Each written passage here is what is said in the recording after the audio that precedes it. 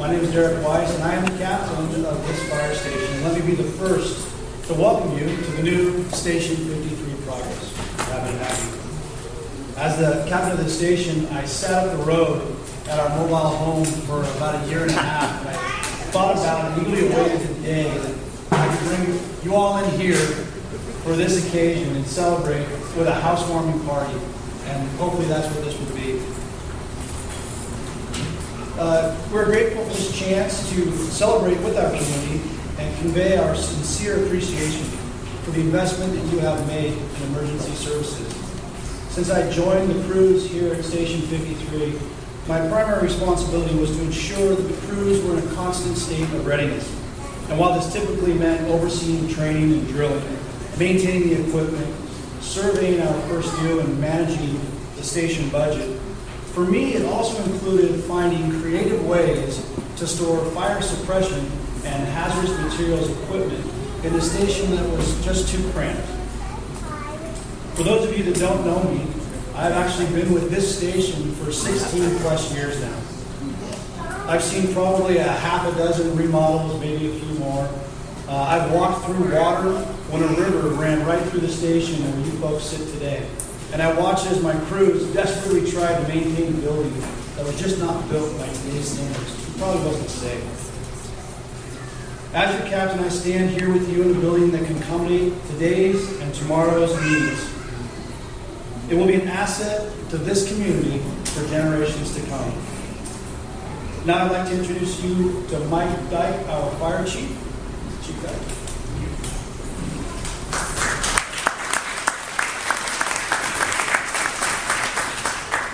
Thank you. Well, good morning. As many of you know, 12 Valley Fire and Rescue is a regional provider of emergency services. Our fire district has 21 working fire stations that serve over 440,000 people, and we have a service area of 210 square miles.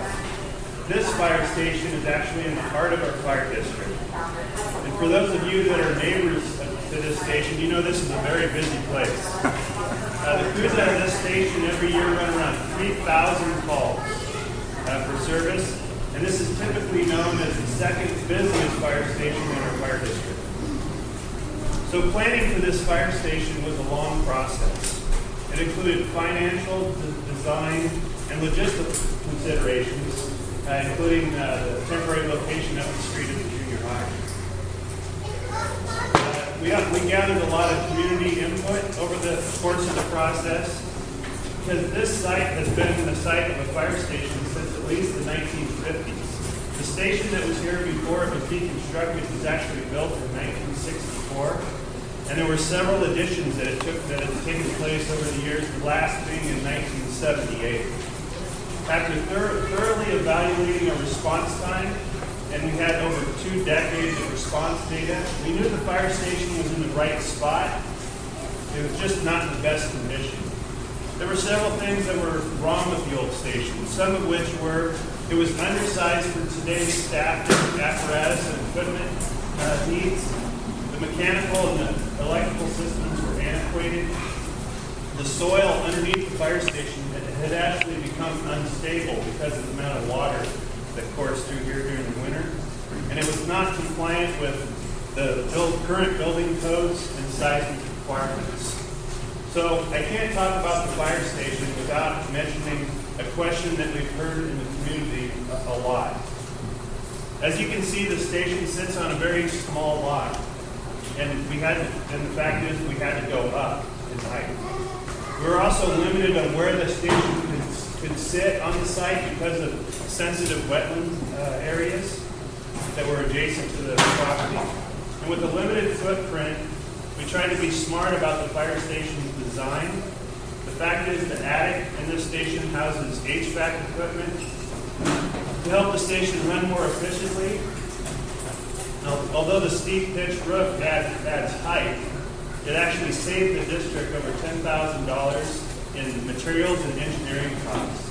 The old station had a flat roof, which is not necessarily the best kind of roof for the rainy Northwest, and it's much more expensive to rebuild. So building a fire station is not cheap, but we work to maximize your investment when we we bundled 3 fire station projects together that actually saved $1.5 million in the overall project. We also included, that also included discounts on materials, design, and contract expenses. The fact is, this fire station building averaged $176 per square foot, and the total price is $2.25 million.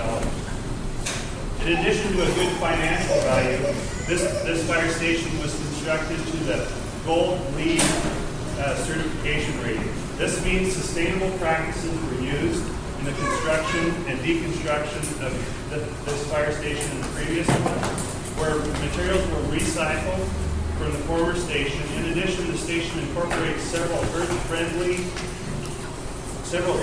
aspects such as extra insulation, solar heated and reclaimed water, high-efficiency appliances, and over 10% of the building's materials were regionally produced and contained recycled content or are rapidly renewable. So we are honored to be stewards of this community resource. We are honored to respond to calls for service in this area. We thank you for your investment in making the progress area safer. So now I'd like to introduce our board president, Bob Weifels, to share some comments from our board of directors. Thank you.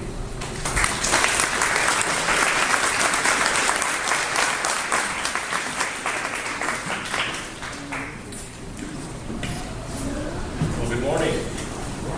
Welcome to Station 53. I know the community's been waiting a long time for this day. Your wait has been worthwhile.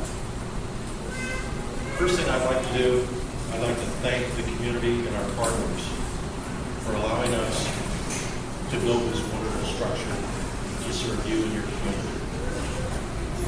Without good partnerships, we wouldn't be nearly the success that we are today. I also want to thank the voters of the district for their vision back in 2006 for voting yes when we asked you for bond money to build new stations and to buy new equipment. Little did we know what was going to happen to our economy in the ensuing years.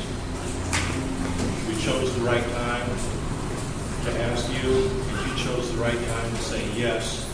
We want to continue to support you in what you're doing. I'd like to thank Mayor Goel from the City of Beaverton and the City Councilors and their assistance in the construction, the planning and construction of the facility. Without the support of your local elected politicians, this wouldn't have happened. One thing I'd like to talk about is in our partnerships, how little choice you really have. When you call 911, you don't have the option of saying, oh, hi, I want Acme Fire and Rescue. I saw them in action last week. They did a great job.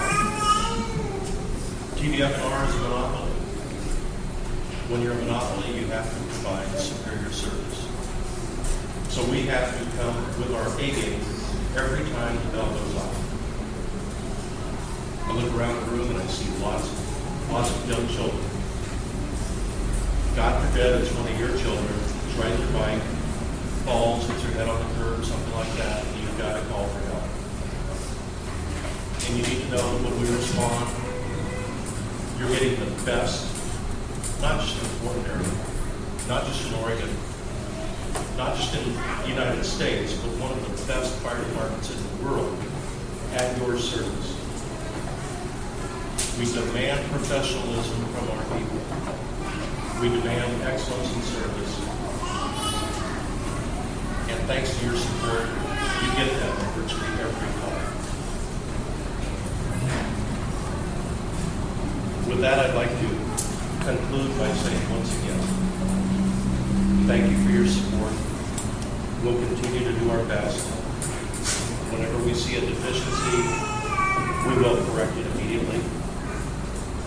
And every time our people accomplish something, as soon as they turn around, guess what? We've already raised the benchmark, and we expect them to do more. Continual improvement means better service to you. Thank you again, and on behalf of the Board of Directors, welcome to the station, Debbie.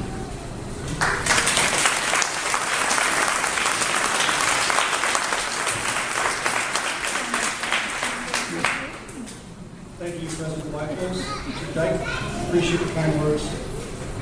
I look around and I see some familiar faces, people that I see in the community. I've spent a lot of time over the years at community meetings and different community events, and it occurred to me over the last week that it's my hope that in the future, maybe we can have some of those events and meetings at our house for a change. We always seem to have it at your place, so maybe now with the new structure, the new building, we can do a few things here. As we conclude this ceremony, I do want to emphasize the appreciation that we feel towards our community. And I hope that you can stay around, tour the new fire station, take a look at our new response car, have the kids try the safety house, spray some water, and have some refreshments. Finally, thank you very much, and thank you for being here to share it with us.